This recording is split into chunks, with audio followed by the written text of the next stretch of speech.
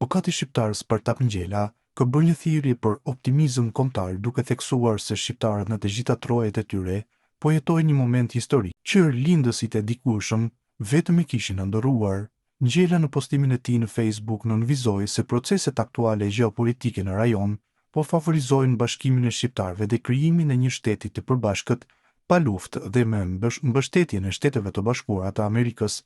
Ai shpreh bindjen se koha po punon për një arbëri etnike, duke përmendur ndikimin e politikës amerikane dhe nevojën për një lidership shqiptar që e vendos interesin kombëtar mbi gjithçka.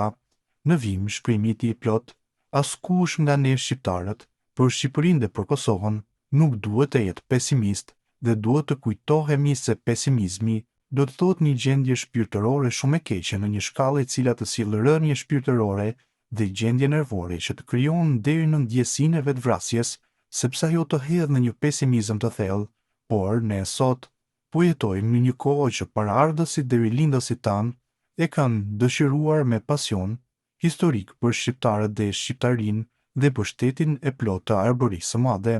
Dhe historia e shqiptarisë, për të arritur deri këtu ku jemi sot, ka kaluar nëpër peripeci të rënda, por ka rezistuar me dinjitet në shpëtimin e etnisë arbërore, por edhe në sakrificat e mëdha për të siguruar historinë e pacënuar të gjuhës shqipe.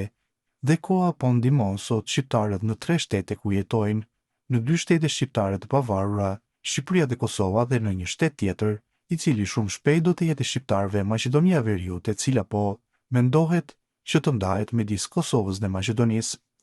Ja, kjo është historia jonë territoriale deri më tani, por ne për një gjë jemi të sigurt, koha po punon për arbërinë etnike të mbledhur në një shtet të vetëm dhe gjithçka do të bëhet pa luftë, sepse kuptohet që ky interes politik i Shteteve të Bashkuara të Amerikës është i qartë,